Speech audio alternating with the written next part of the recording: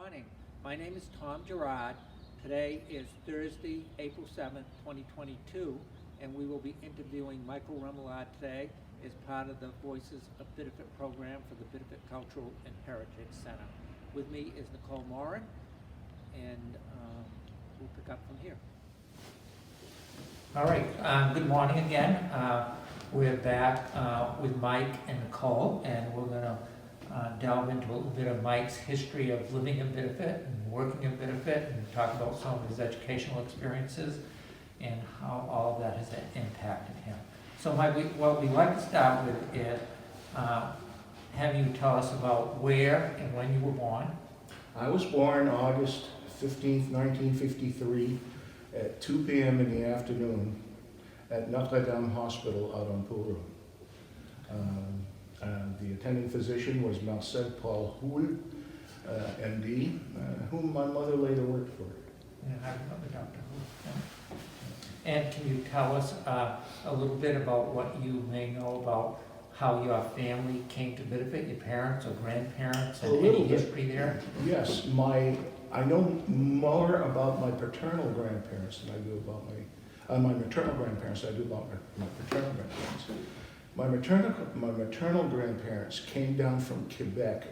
I believe my grandmother was from Notre Dame des Bois or somewhere like that, and my grandfather I know was from Lac-Mégantic. They came down to Biddeford because, quite frankly, where they were from was primarily an agrarian economy, and they needed to earn a living, and the mills were booming, so they came down here. My grandfather, my mom's dad, worked for a long, long time for White Star Laundry, and my grandmother did not work. She was a stay-at-home mom to my mom and her sister, Aunt Elizabeth. I think the year was 1918, my grandfather, who was then a subject of Great Britain, because Canada was part of the British colonies, became a naturalized American citizen. And after my mother passed away, I'm going through the family safe, and sure enough, I found that document from 1918 from the District Court in Portland, Maine, Federal District Court in Portland, Maine. And it's now framed, and it's up in the house. My paternal grandparents, not so much. I know we had two Remillard brothers that came to Biddeford. I know one worked in the railroad, the other one worked in the mills. I think he got killed in the mills, but they had these overhead belts transforming power that came from the turbines that were harnessing the power of the Saco River. And my dad told me that he actually got caught up in one of those belts, and it disemboweled, and he died after a couple of minutes later. But my grandfather, André Remillard, this is say the French, it's an accent aigu on the E, was a blacksmith and a wheelwright here in Biddeford, working for Pelletier Ice Company, which harvested ice off the Saco River. He worked primarily with draft horses, and he would make wagon wheels. And where was that located, Mike? Do you know? I have a picture of it, but where it was located, I'm not sure. There was, I think, a Cannerly had a blacksmith shop. Yeah. I'm just trying to picture this in my mind because I've seen the picture of it. But grandfather was blacksmith and a wheelwright. He was a tall man with white hair and white mustache. My grandmother was Marie Pensier, and her and my mother did not get along very well. And so when my parents got married, my mom and dad rented a small apartment from my uncle Adelao Huot, who was married to my grandfather's sister, and they stayed in that small apartment. And since they didn't have a car, Uncle filled the keys, said, "Go visit your in-laws," or something like that, you know. And we became very close to him and to ma tante Dia. Unfortunately, in 1983, she was murdered, and the perpetrator tried to kill my uncle too, but my uncle barricaded himself in his room, And that was here locally? that was in Old Orchard Beach. They finally found the guy, and he was sentenced to 50 years due to a plea bargain. I don't remember too many of the other details because I was in Pennsylvania in graduate school, year postgraduate school, where I studied voice and vocal conducting and that kind of stuff, to be able to get certified in Pennsylvania because I had been accepted at Penn State University for a doctoral program. Unfortunately, my father passed away, and being an only child, I came home and decided I was going to change careers because the salaries I was offered with a master's plus 1 year coming back to Maine were under $14,000 with no stipend for all the extracurricular activities such as marching, being a stage band. So I said, no, it's time to look for something else. So I putzed around. I stayed at my summer job working for my good friend Don Gay at the Sunoco station. That I had worked for him throughout college and then again throughout graduate school.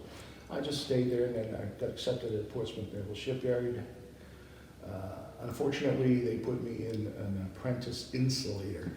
Now, my dad died of lung cancer, and he worked on submarines in the days before OSHA, so we suspect that he got, they called it an undifferentiated neoplasm. I suspect that today they call it mesothelioma. After Dad passed away at the wake, I couldn't believe it because I had called my mother at 2 in the morning one time. I said, how's Dad doing? And he says, oh, he's fine, he's snoring away and everything. And then when we walked into the funeral parlor, which was in Conroy Funeral Home, and I turned and looked into the room where my dad was in repose, I called my mother, you know why I called you at 2 in the morning? I said, that's what I saw in a dream. I never forgot that. How did your parents meet?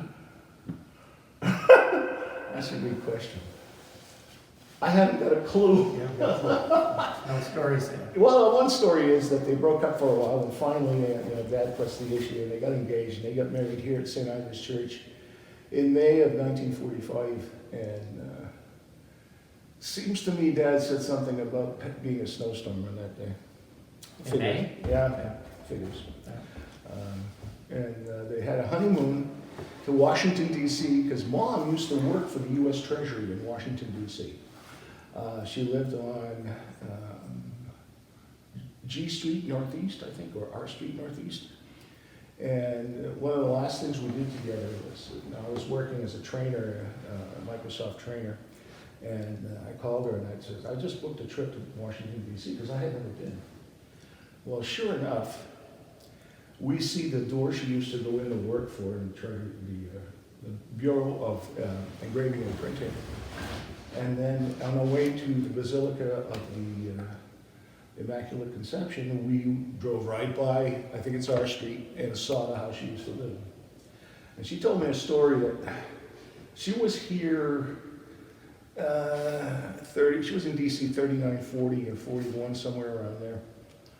And she told me a story that the lady who had this house would board, young women who were working in DC. I only knew her as Granny. I never met the lady. But Mom said that one day, a bunch of us decide we're going to go sightseeing in Washington, D.C. So they go sightseeing, they walk all over the place. They come back by the White House. The gates are closed, there's army guards, there's sandbags, and there's machine guns. So they get back and Granny says, where were you girls? I was worried about you. And they said, why? What's going on? Something's weird. She says, the Japanese attacked Pearl Harbor this morning. My mother said, I want to come home. Just like that. And she came home. But she had met my father before that, I know for a fact, because he had asked for a transfer to the Washington Navy Yard, but because war was declared, he wasn't allowed to transfer. And he worked primarily on diesel, electric submarines, and some of the early nuclear boats So did he work there all during the war? Yeah. Yeah. Then he went back in later years. In between, he worked at Saco oil shops and the foundry. And Yeah. after he was forced to retire because McNamara was going to close the shipyard, and Dad had had some health issues. He had a heart attack on the lower level of USS Nathaniel Greene in a lower level missile compartment. Walks to the dispensary and spent 30 days in the Naval Hospital in Portsmouth before being transferred to Notre Dame. The following year, on the way home, he keeled over with cramps, and come to find out he had a huge abscess because one of his intestines was leaking. So thank you, Maine Medical Center, for saving my dad for 20 years. It's just it's been interesting growing up in Biddeford because I said I was an Alton boy, and went to St. Louis High School, so we would sometimes go to St. Joseph's Church for religious novenas or things like that, and usually organized by Frère Clement, Brother Clement. Yeah. Everybody knew Brother Clement. Yeah, everybody did. And did your mother work at all when you were growing up?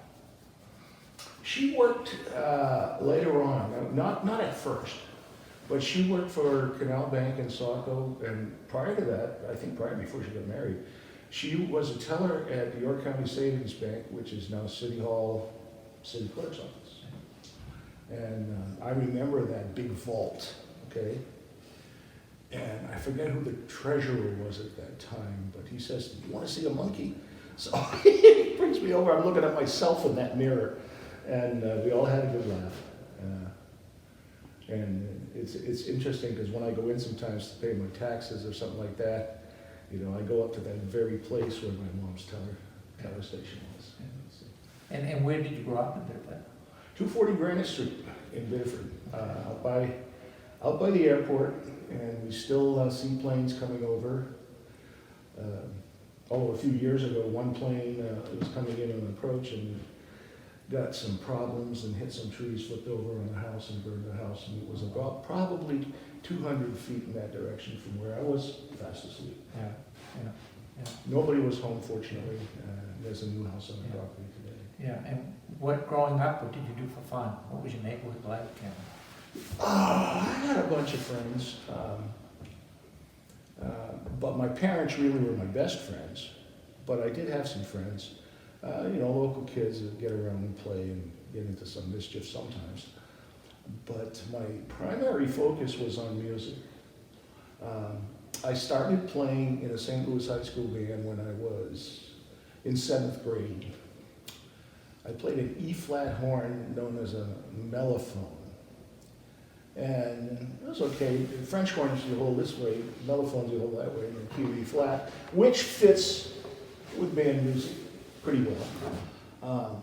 You can also have a tenor horn that does exactly the same thing in B-flat.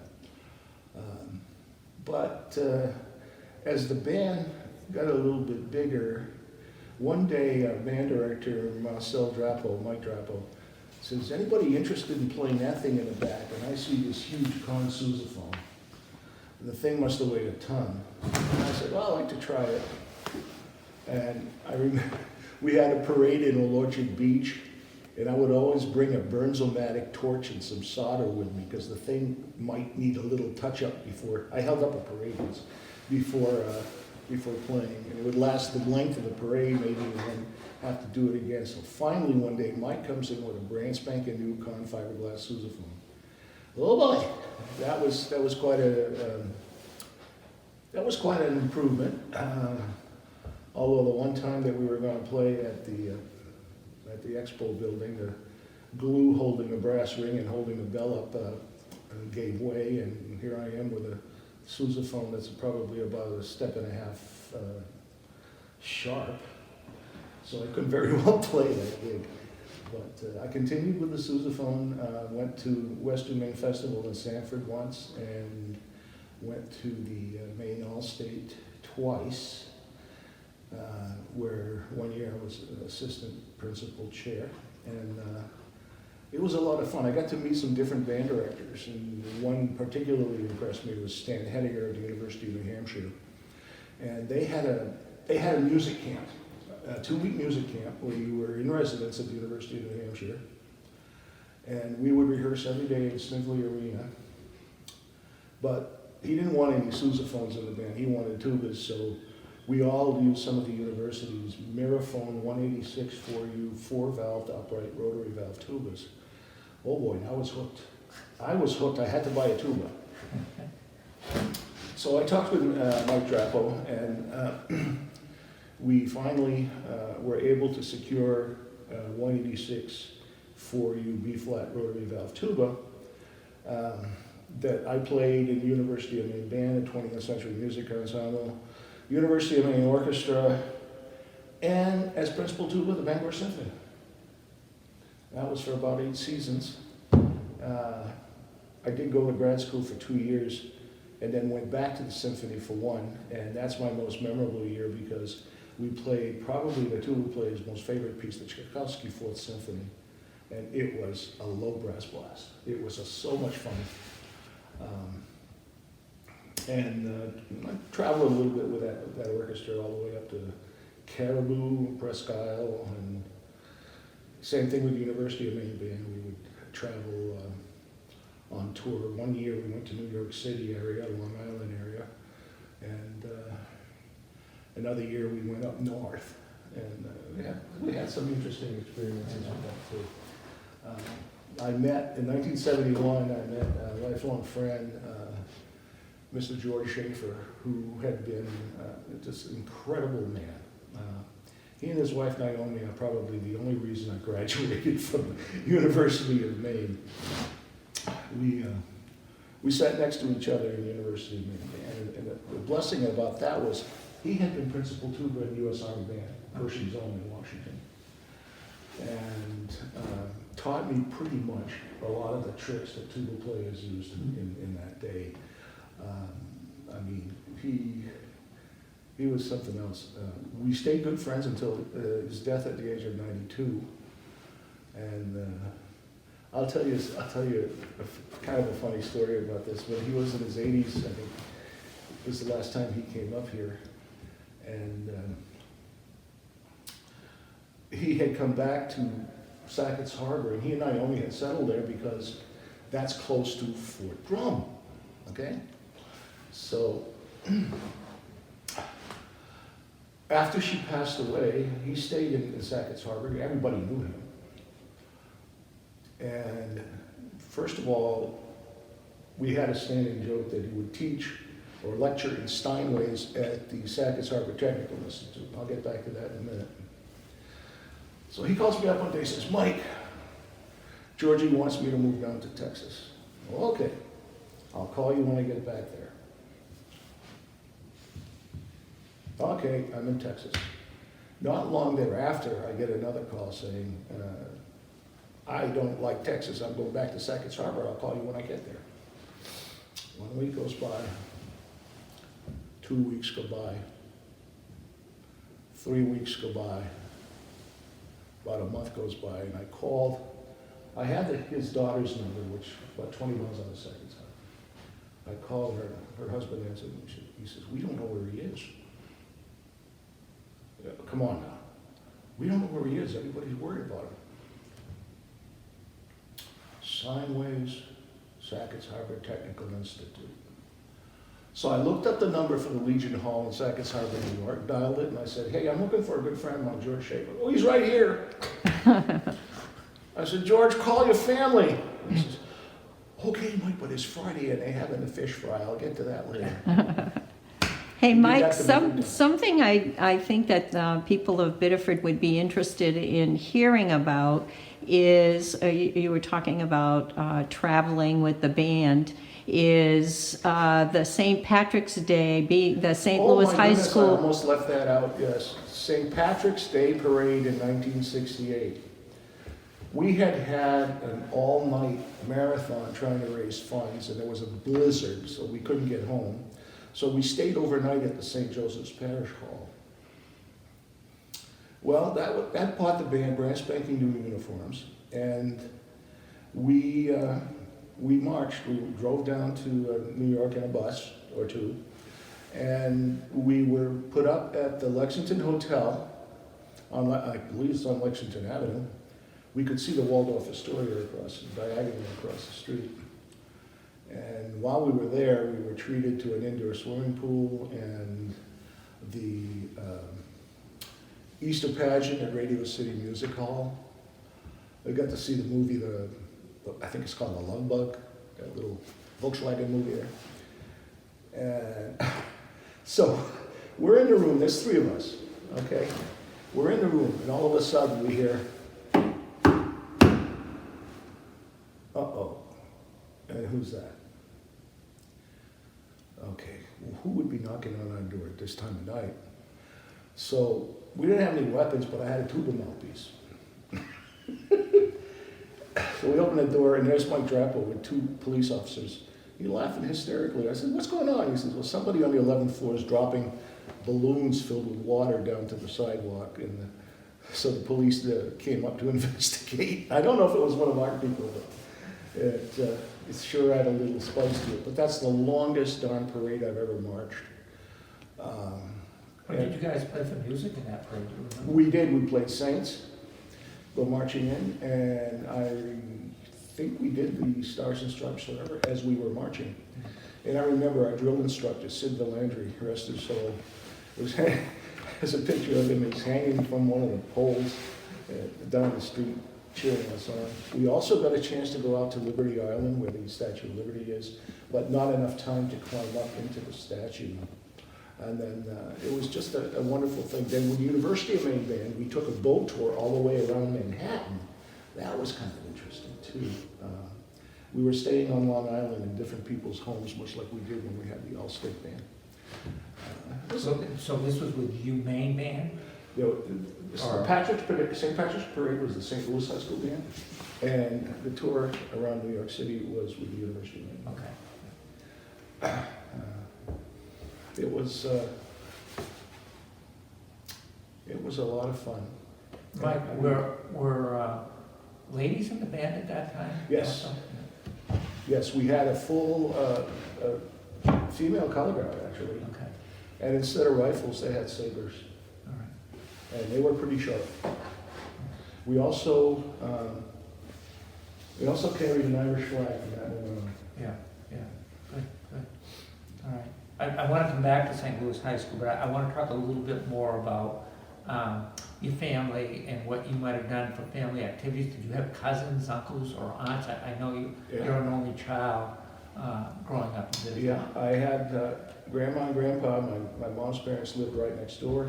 My aunt and uncle lived in a small apartment upstairs. My cousins Richard and Roger are, my cousin Richard still lives in that house. He and his wife bought that house, and when he came back from the Air Force. My cousin Roger still lives in Biddeford. We always used to do Christmas together. I remember the last time somebody played Santa Claus. They had like a mask, a Santa Claus mask on, but they had the whole ho thing and everything like that. I remember going, "Hi, Richard." And the last time I played Santa Claus was for Roger's youngest, and she was terrified of me. And we did holidays together with my aunts and my uncles. I don't have any more aunts or uncles. But sometimes we go visit my paternal grandmother's brother and his wife in Chicopee, Massachusetts. He worked for Westover Air Force Base. Okay. And did you ever go to Canada, back to Canada? Oh gosh, have I ever gone to Canada? Yeah. I was, let's see, we went to Canada.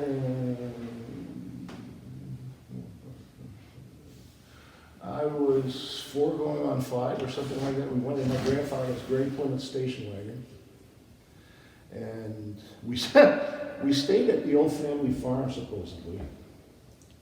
And I'm all excited because I'm into farm tractors, right?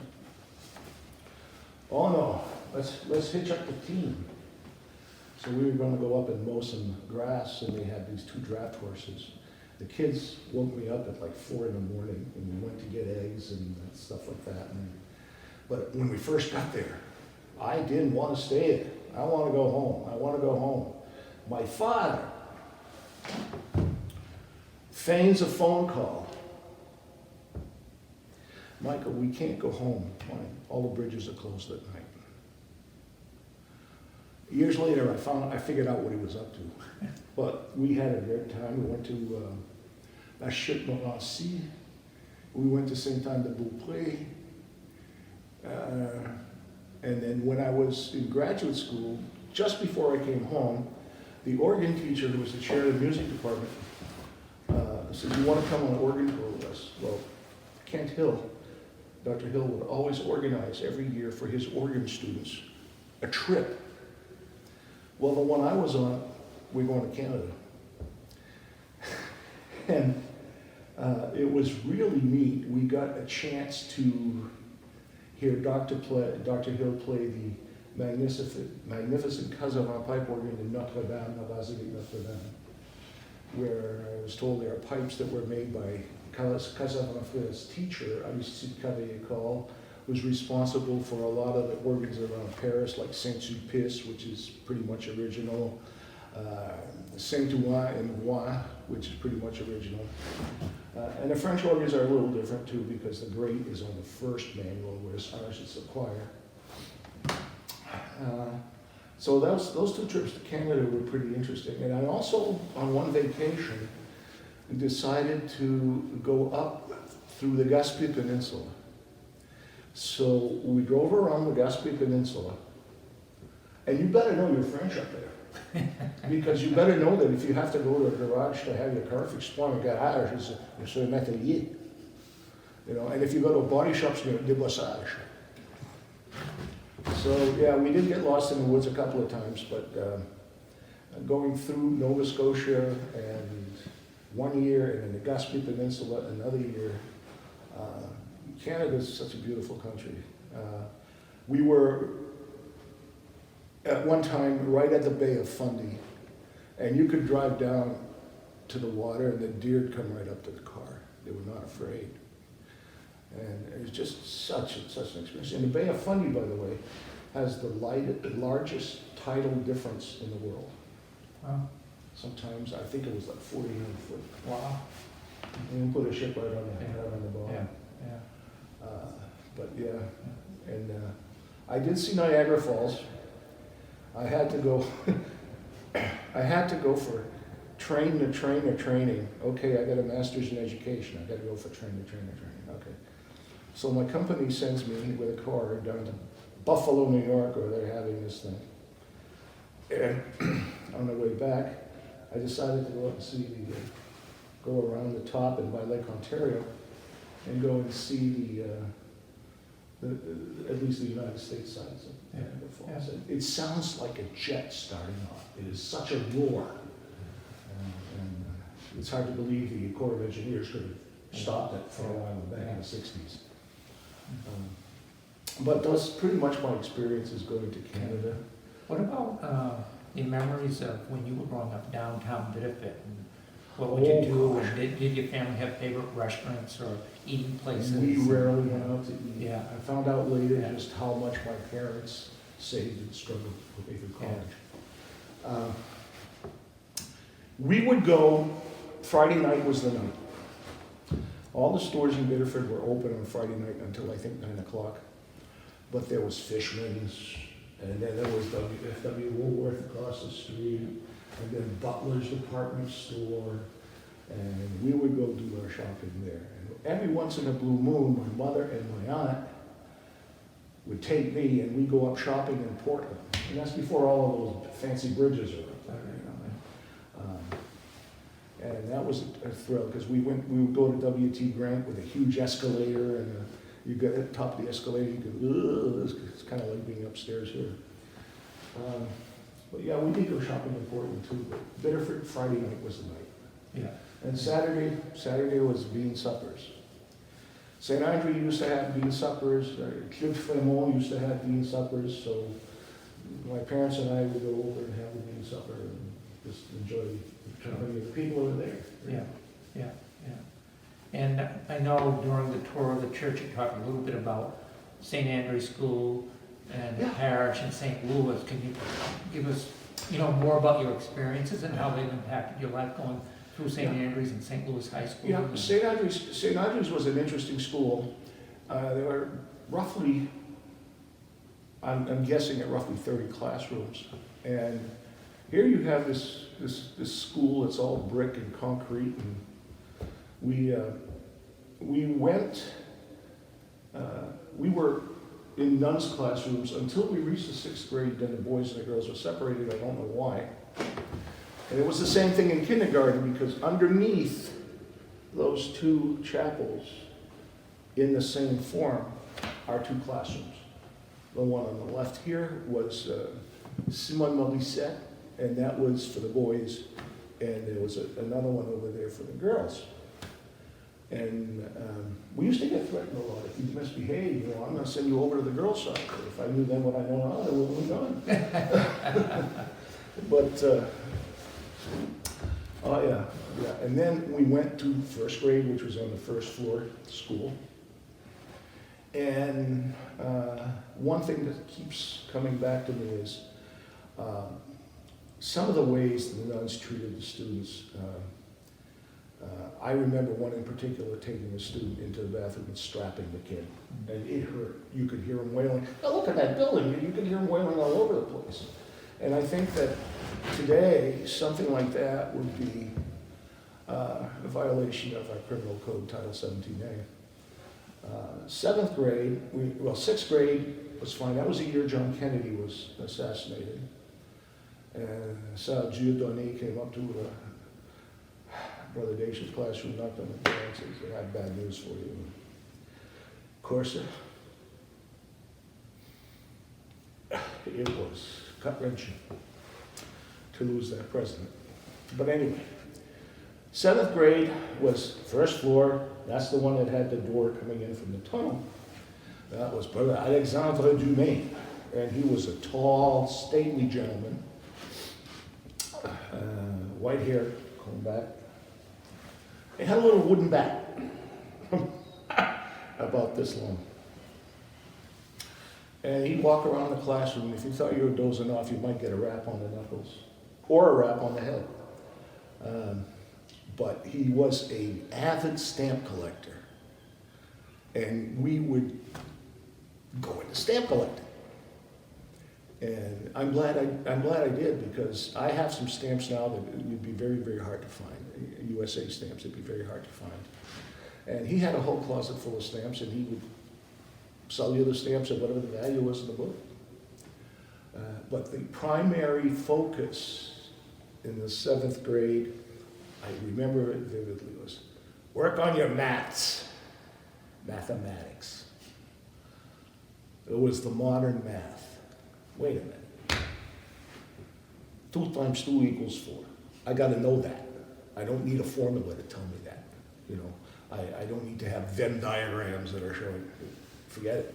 It was a little hard to understand, but that was the focus of it. So essentially,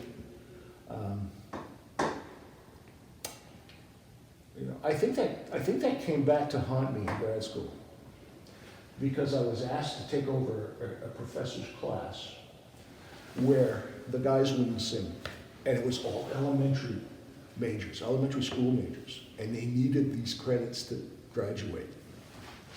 So she says, well, Michael, I don't know, the gentlemen folk will not sing. Whatever you can do for that would be much appreciated.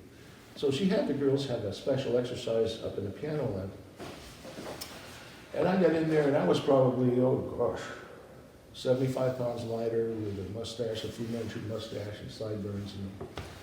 And I get up, so, all right, guys, we're going to sing a couple of little melodies. We don't sing. Oh. And why not? No, cool, we don't sing. I said, really? I said, well, you're not singing. So look, if you hated science, would you deprive my child of a science education? And I'm getting louder and louder and louder, which I won't do here. And I said, so if you didn't like math, would you deprive my child of a math education? And by this time I'm screaming.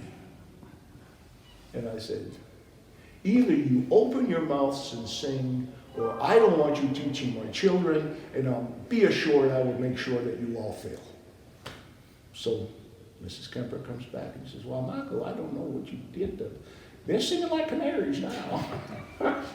But yeah, Brother Alexander was kind of strict about certain things in class. And you never knew when he'd take off from his bench, his desk, and come down and rally a cage.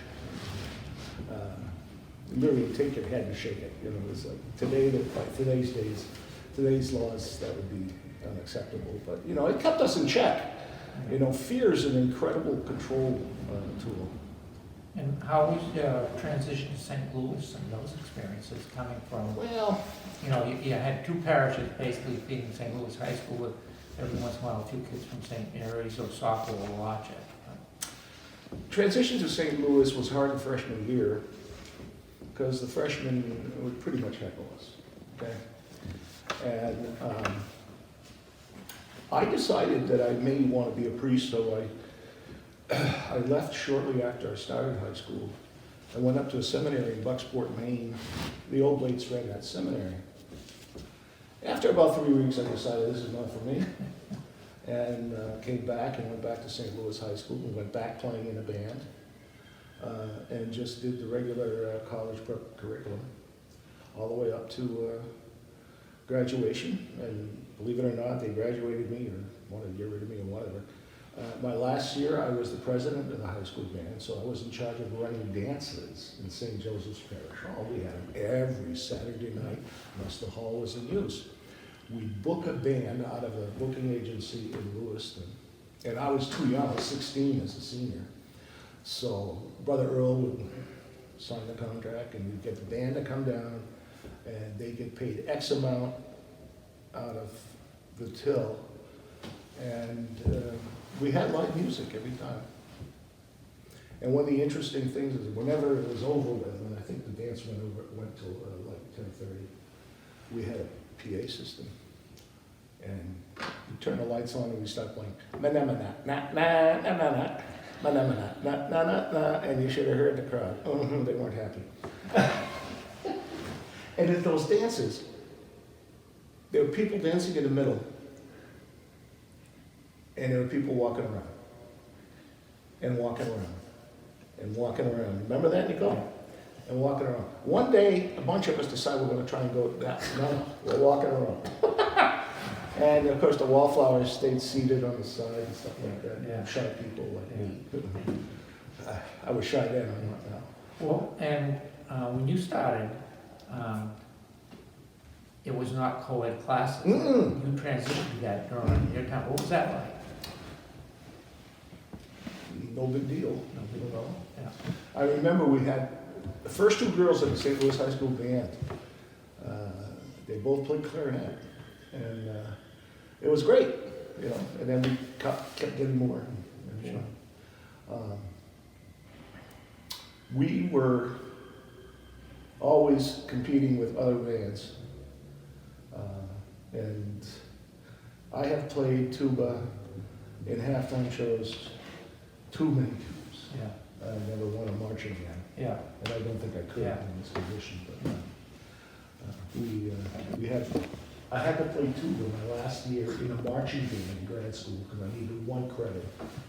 And they had these over-the-shoulder tubas because it was a different style. UMaine was high step, Big Ten style. When I get down there, it's all like drum course. Yeah. And I had a wonderful, wonderful teacher. I was grad assistant for a year, Mr. Richard Talbot. He was professor and later professor emeritus. He did the marching band and the stage band and was percussion instructor. My private teacher in graduate school, Mr. Don Stanley, who later became president of my fraternity, my Kappa Kappa Psi. And I still remember some of the things we did that were kind of funny over there, you know. And the bassoon teacher was having a final exam, and I had to play Santa Claus from 3 o'clock to 4 o'clock, and his final exam was from 2 to 4. So I didn't have time to change, so I said, figured, what the heck? I went to my dorm, I put on a Santa Claus suit and walked in, took his final exam in a Santa Claus suit, and I told him I was gonna get an A, and he said, we'll see about that, and I did. Oh, he used to tell us tuba players incessantly. So back to St. Louis Band for a Yeah. minute. I have memories of some of the big parades in Bedford, like Memorial Day Parade. Oh, yeah. And at least the three marching bands, Staunton, St. Louis, and Bedford, in their colorful uniforms, Yes. marching down Main Street. Sometimes the parades were from Saukville to Bedford. Yes. What was that experience like being a marching band in some of those parades? It was fantastic, Yeah. especially with the fiberglass sousaphone, not so much with the brass horn. But, yeah, it was fantastic. It seems to me, that back in those days, Biddeford soccer was more alive. You know, we had the competition between St. Louis and Biddeford High School, and then with Thornton Academy, by the way, where I did my student teaching. And it just seemed there was this spirit Yeah. that I think is missing now, Yeah. and hopefully this can help bring it Yeah. back. Yeah. This teen center, I think it's a great idea. Yeah. And how did your experiences, your Catholic education, fit into your decision about where to go to college? And It didn't really fit in as to where I was going to go to college. I got accepted at the University of Maine. I got accepted by the music department, and that's where I went. And actually wound up in charge of tape recording concerts and stuff like that, and videotaping concerts later on. Had a little gig going with the chairman where I would pick up a visiting professor at the airport on Tuesdays and bring her back on Thursdays, and have some good blueberry muffins at the Bangor airport. It was, I don't think the Catholic education had anything to do with me going there, but I think that Mike Drapo in the St. Louis High School band had a lot to do with it. And he was very inspirational to me. And I remember one year, I was the only one that had made All-State. We're driving back in a van and we were just enjoying it. It was, I think, in Lisbon Falls that year. It was also in Brewer one time, and that's where I met Dr. Henry. Okay. And so you were in the historic class of 1970 at St. Louis, the last Absolutely. graduating class. And the only reason that happened is because I skipped third grade. Okay, all right. And so, can you share your experiences or how you were feeling when they announced the school closing and how that may have impacted you? You really want to get me to cry, don't you? We had a meeting in St. Joseph's Parish Hall about the school closing. This is prior to the school closing. And we were all allowed to speak. Anybody who wanted to speak could speak. And there was this like committee sitting up in front of me. And I remember exactly what I said to them. Close your schools today, you will be closing your churches tomorrow. And look, that's exactly what has happened. St. Louis High School had an $80,000 debt. Oh, there's no money. There's no money to do that. 3 weeks after the school closes, what do? Pay off the debt. Where'd the money come from? You know, doesn't grow on trees. It made me pretty much lose my faith in the Catholic Church. And it was very difficult for me to realize that that whole thing was a setup. It was going to happen no matter what. And I think, okay, so now it's St. James School. Wait a minute. You know, it's like, where's the money for that coming? You know, it just really hurt. And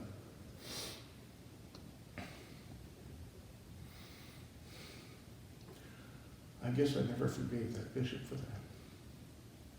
Probably should by now.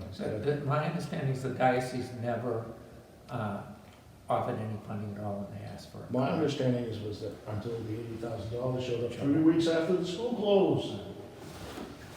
So, I don't know, in the past I've called it the miracle of the second collection. But I became very cynical about Catholicism. And I met somebody who invited me to a church service at her church. And since 1990, I've been a member of the Second Parish Orthodox Presbyterian Church. Now in Gorham, used to be on Neal Street in Portland, but that is now the Portland Conservatory's home. Yeah. And I remember very vividly because my girlfriend's mother was our organist for 63 years, and we had a pipe organ that was in disrepair. So we were given a grant, a gift, to replace it. So we replaced it with a combination pipe digital. And she was like a little kid when she first started to play it. And Mr. Fauché, Bob Fauché, was the builder of the pipe section, and the Allen organ provided the console. But yeah, that really hurt me when it closed it was. You know, it was do what I tell you, don't do what I do. And sorry. And then later on, finding out about all of the issues.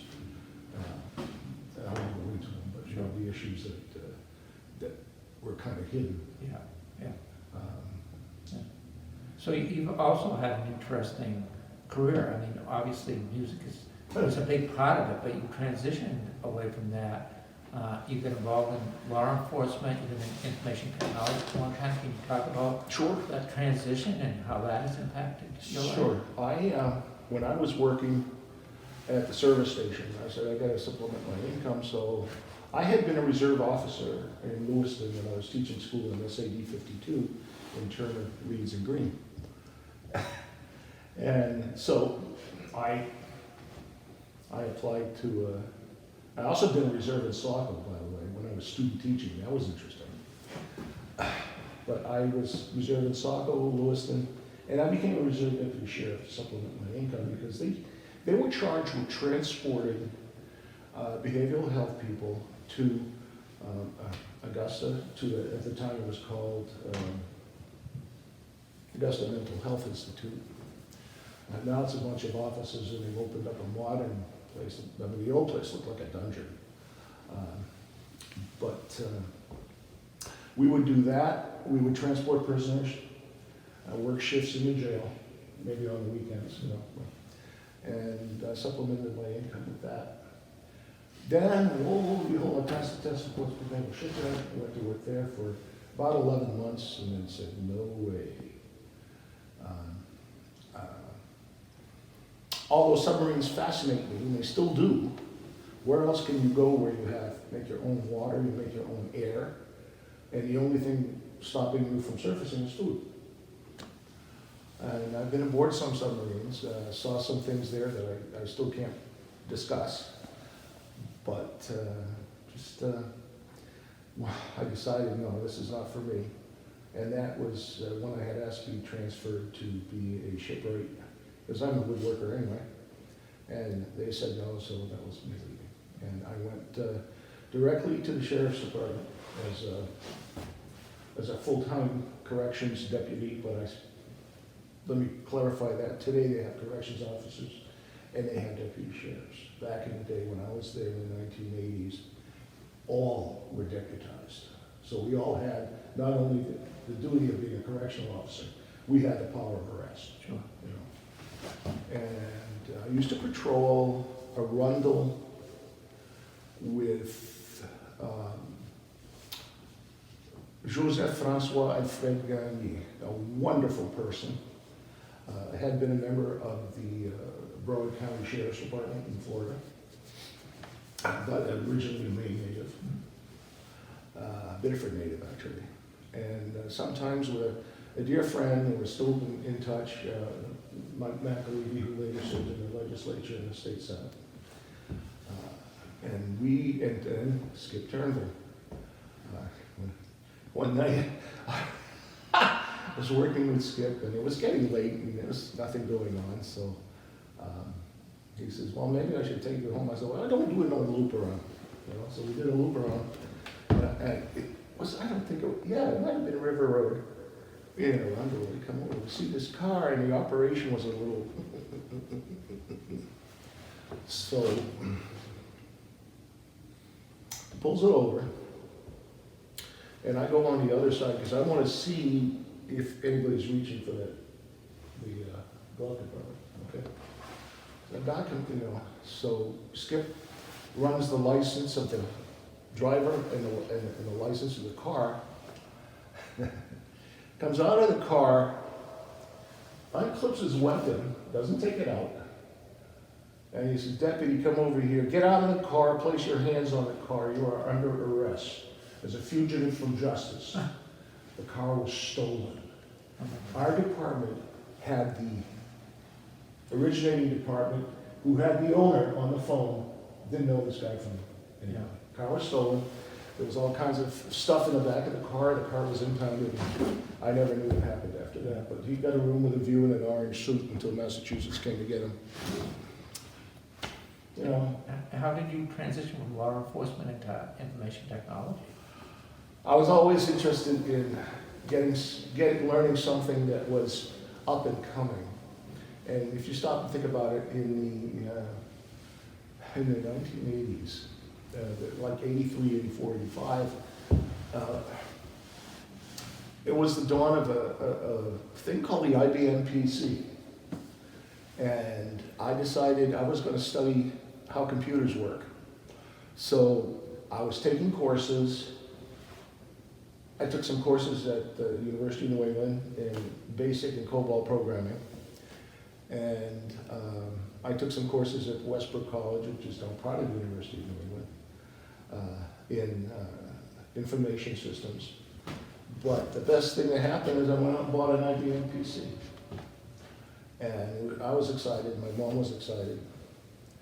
I still remember the trip. We had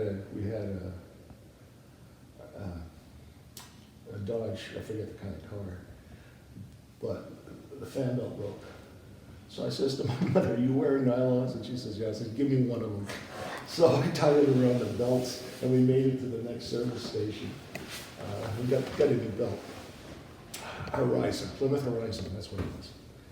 And so I get this thing home. I set it up. It's got 2 floppy disk drives of 360 kilobytes storage. That's a lot. It's got 256 kilobytes of random access memory. You never need any more than that. and I'm running MS-DOS 2.0. Wow. Because I had been COBOL, BASIC, I did a little Pascal. So I put the DOS disk in there, turn it on, and it goes through what now we call a post-power on self-test. The light whirs on the drive, and you can hear it, the whole 9 yards. And then $3,500 later, I look at a screen, and I see the letter A with a flashing underscore. "Hey, Mom, now what?" So I went over to New Hampshire to play, I forget the place, but I bought a small database, I bought Lotus 123, I bought a small word processor, and I was hooked. So you were self-taught like that? On that part, yeah. So a gentleman named Dick Lagarde, had a kind of computer company in Saukville called Computer Source, and he was a customer at the service station I worked at. And one day he offered me a job, and I'll be forever grateful to him. That's how I transitioned into IT. I worked with this company for 5 years. I left as the service manager because, hey, you want me to program or you want me to set up machines? I can't do both at the same time, and so I wound up doing that. We had other people doing programming. And I'll forever be indebted to him for giving me the chance to go there. I would actually go, prior to this, I would actually go over to his shop in my sheriff's department uniform after my midnight shift and learn things. And then I started exploring DOS, got a book, read, I'm going to face it, I read vociferously about operating systems, about computers, about how they work, Uh, and I would repair them or install them. We used to install multi-user networks before multi-user networks were, Microsoft Active Directory. And it was a great experience. And I moved on to Valcom in South Portland. No, we were in Portland at the time, on Forest Avenue. I was hired by Bob Wilson and Aaron Smith, the two proprietors, and I was a field service technician for them for about 3 years, and then about 3 years a bench technician for them, and then in let me think for a minute. After those 6 years, they had opened up a training facility called VTech for Valcom Technical Educational Center, which is still going on.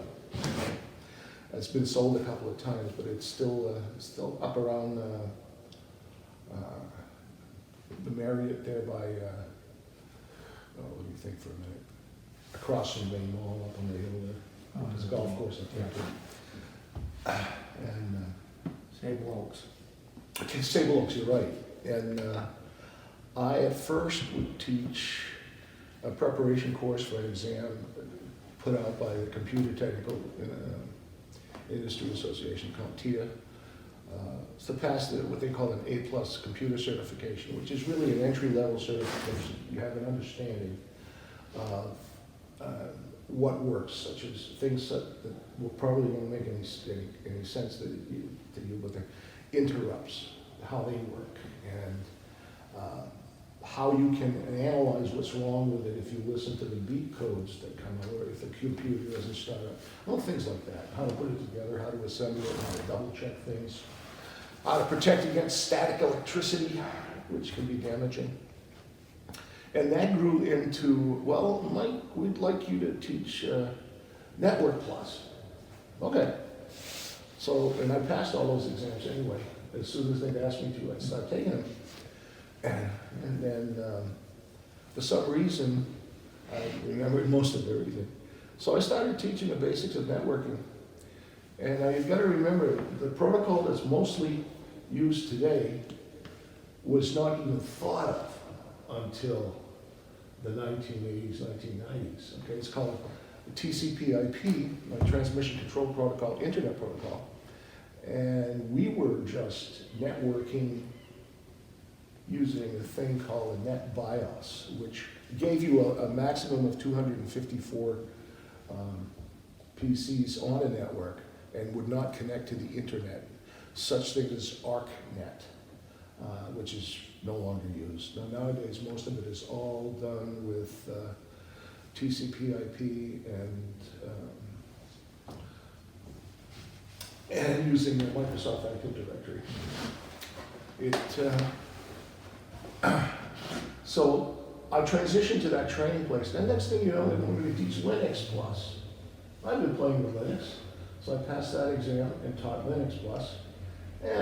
Not as strong as, in Linux as I probably should be, but I do want to build a Linux server at home, because you can make Linux talk to a Windows machine. It's called a Samba server. And then they said, we need somebody to teach the MCSE track, Microsoft Certified Systems Engineer track, next year in the evening. You're it. So I crammed. I took all the Microsoft tests to become a Microsoft Certified Systems Engineer. And then they paid the $400 for me to be a Microsoft Certified Trainer. And so I taught that class at night. And I have a good friend who's back in England. He's originally from London. He was pretty much my mentor there. His name is Nick. I always called him Nick, and I never thought of his last name. But anyway, Nick would share his, I took some of his classes too and stuff, and get an understanding of it. And the most fun class to teach, well, okay, there were two of them. One of them talked about the server and what you could do with a server. And one of my experiences there was, if you have disparate networks, okay, in a Microsoft world. A security boundary is known as a forest. And yet you can have subdomains to that, you can have all kinds of stuff, and they can all talk to each other, if you want to. But how do you get from a forest to a forest? Well, you couldn't get that until Server 2003, which is the primary version that I taught at the time. And we were going over stuff like that, trusts. And with Server 2003, you could have a fully transitive trust between two domains. So I had a gentleman in my class, this is really, so we're, you know, and we're talking about that, and I show him what's going on. We go to lunch, and he doesn't go to lunch. Come back and he says, you just saved me about 2 days worth of work building trusts. I said, what do you mean? He says, well, I have one forest that goes out to sea every day, every year. And then it comes back and I have to rebuild all these trusts. He says, I just remoted into my network and created a fully transitive trust between both forests. And so the training ship State of Maine, when it came back, was back on the network at Castine. And I was floored. I really was floored. There are some interesting subjects there. Some are more complicated than others, but Active Directory is pretty much unlimited in how many objects you can have. For example, a user. Well, to the computer system, you're an object. Yeah. You have attributes. I mean, you know, you've got glasses, you've got a green jacket. Those are all attributes to an object. Well, you can add attributes, but you can't remove them. You can, you know, so I'm looking through what's called the schema of this whole thing, which all the different attributes you can have. What? Drink. Favorite drink of a user. Oh, got to play with this. So I found out a way to populate that and found out a way to change the search engine and look for users. And I could, look, these people like bourbon. It was kind of fun because, and I knew it was either somebody from Australia or from Great Britain because of the way they said favorite, F-A-V-O-U-R-I-T-S. So I can see your enthusiasm for information technology. Has that replaced music in your life, or are you still active in music in some way? As a listener, yes. Yeah. I've had too many bass trombones and bass drums in my years, for years, so I have permanent, I think, what they call it, tinnitus or something. Yeah. But I can still hear, and that's what I do. I listen to, well, yesterday I was listening to the Toccata in F major by Bach, and the G Fugue, Bach's works. Yeah, the catalog with a BWV. You may have seen it if you study Bach a little bit, and it's more impressive in German. Yeah. Bach Welke Zeichnung. English, catalog of Bach's works.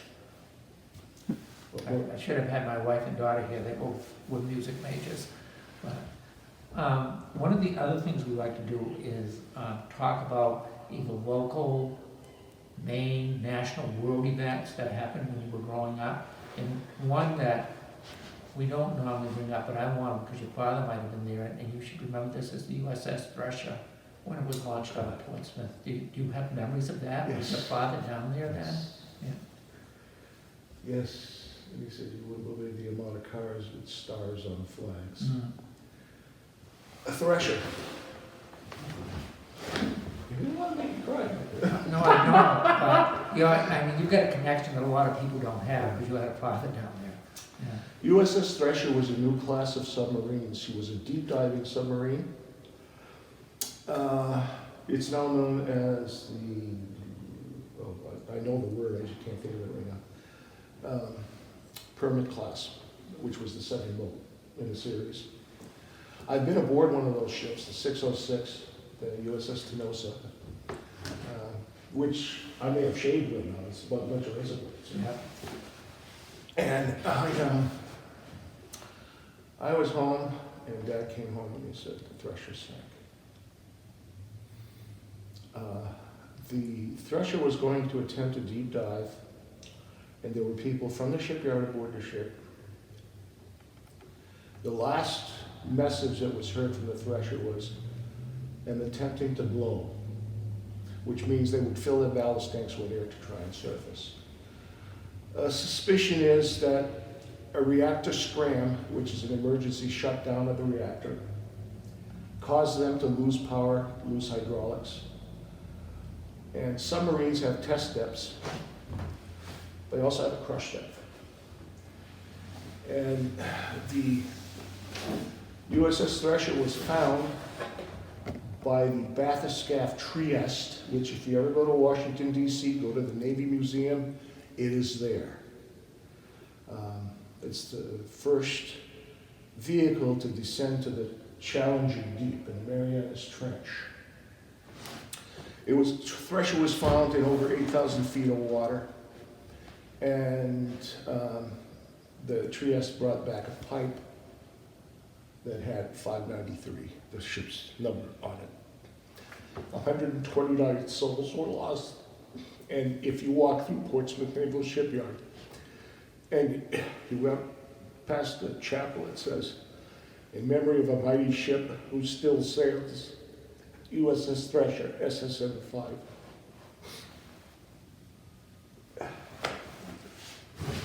Uh, 593. The Tenosa was a small boat, and it's the same size as the Thresher, but they were the first deep diving boats. But there was a real transition in that era to a different hull shape. If you look at submarines of World War II and post-World War II, you're going to find that they pretty much look like a surface ship that can submerge.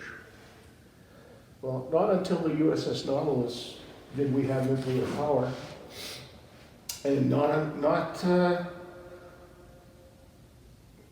was no mystery, and there was no. The Navy didn't want to do it right away, but Hyman Rickover pushed for it. Matter of fact, there's a book, if you want to read it, it's a great book called Portsmouth Built. And the story in there is that Admiral Rickover, at the time Captain Rickover, was in a commandant's office, was a rear admiral, and he offered to give Portsmouth the Nautilus. And he said, boy, we're really busy the whole night. Rickover didn't suffer fools. So he said, may I use your phone? Picked up the phone, dialed the electric boat and said, you've got Nautilus. And that's how it happened. Portsmouth did build some nuclear boats.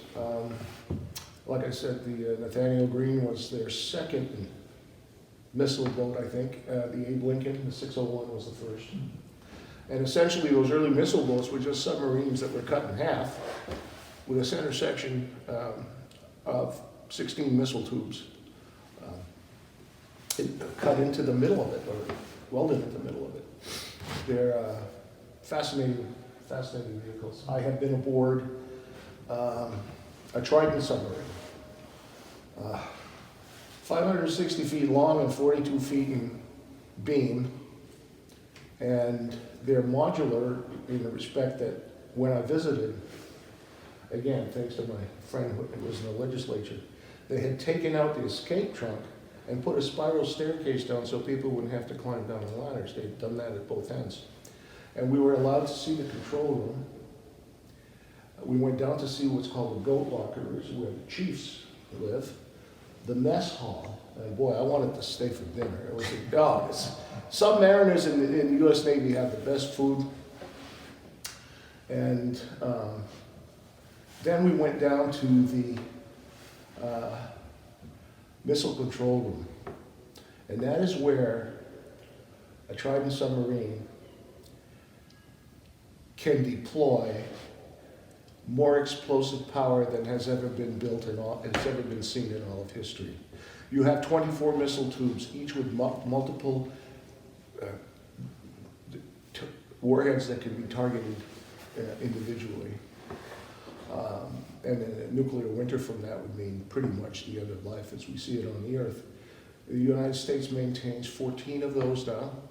The USS Maine, the 741, was amazing. We went as far back, we went through the missile compartment, and actually there are berthing areas hidden by the hull between the missiles on one of those.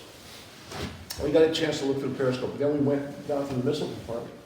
We couldn't go aft of the auxiliary machinery space in the back, because that was the tunnel that led to the engine room, which is classified.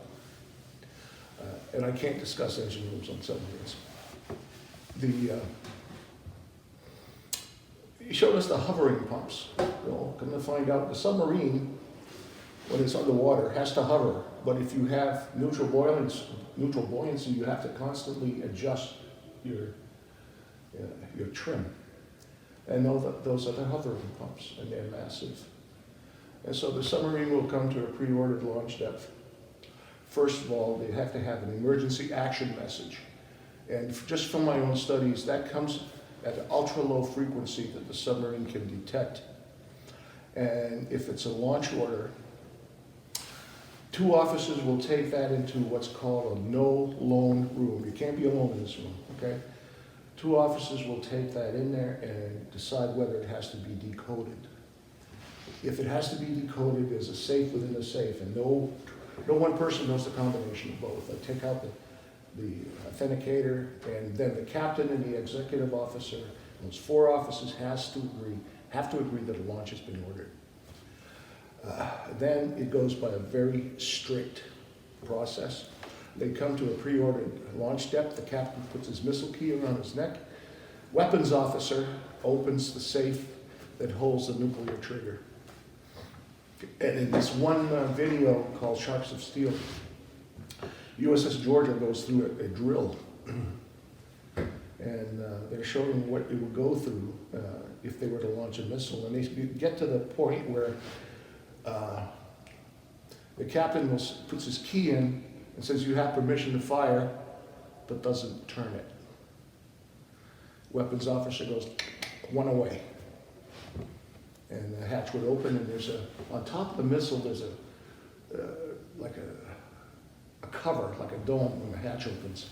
And my dad was telling me something like they have explosive bolts, so the whole thing will disintegrate. The missile will go up, and it gets pushed up by steam.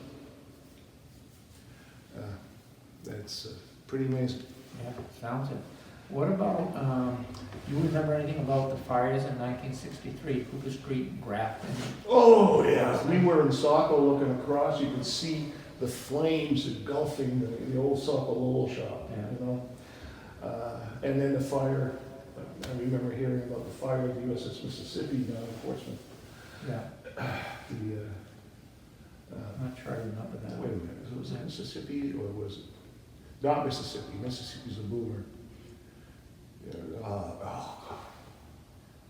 USS, named after a city. Miami, USS Miami. Miami? Yeah, it's SSB 55. Anyway, Yeah, but Tom Clancy actually wrote a book about that submarine. yeah, The Yeah. fire. he would, yeah, yeah. What about Vietnam? Your memories of when you were up at Arnold? I was up in protests were Arnold, pretty yeah. At a height up there. And I was listening to the draft numbers. Mine was 241. So you had a high draft. I had a high draft number, but a friend in my brass quintet got number 2, and that's the year they ended the draft. Yeah, yeah. Vietnam. I think if Kennedy had lived, I don't think Vietnam would have happened. Yeah. I have my own theories about what happened there on Sure. November 22nd. But I think it was Eisenhower that warned against the military-industrial complex. He did? I think so, yeah. Yeah. And Vietnam, I lost a cousin. He decided, he would chum around with my cousins Rich and Raj, and they lived up the street. His name was Bobby DeShane. And he wanted to be a helicopter pilot. And I remember my cousin Rocky Richard telling me, I tried to talk him out of it. What do you want to be a helicopter pilot? You know, that's dangerous.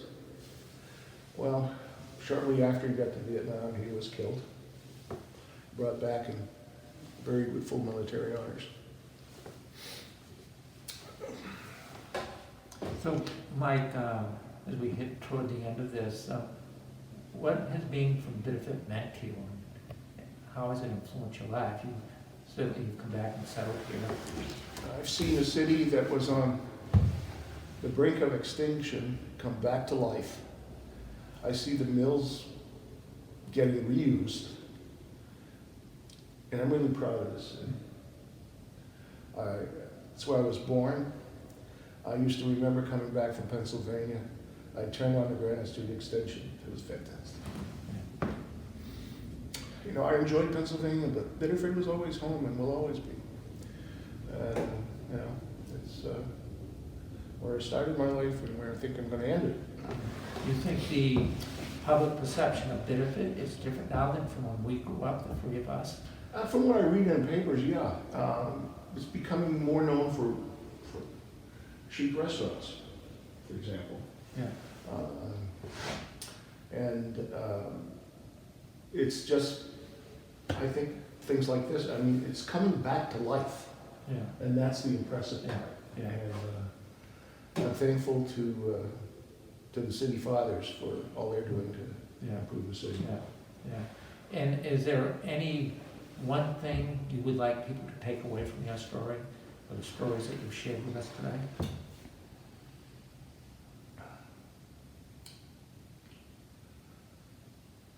Je suis fier d'être un Franco-Américain. We're gonna need Nicole to translate, because I can't. I am proud to be Franco-American et je suis fier de ma ville, de ma naissance. I think that's come through all morning while we've met with you, how proud you have been to be part of this parish, St. Andrews, and to be from Biddeford. Is there anything else before we conclude that you'd like to share with us that we haven't touched upon? Well, being a tuba player, bass clef rules. Nicole, anything that you want to ask? Okay. Mike, we can't thank you enough. Oh, for your it's my time today pleasure. And the tour. It's funny, the three of us being from the three different parishes Yeah. in Biddeford, how educational this was, because this is the one I spent the least amount of time in was this church.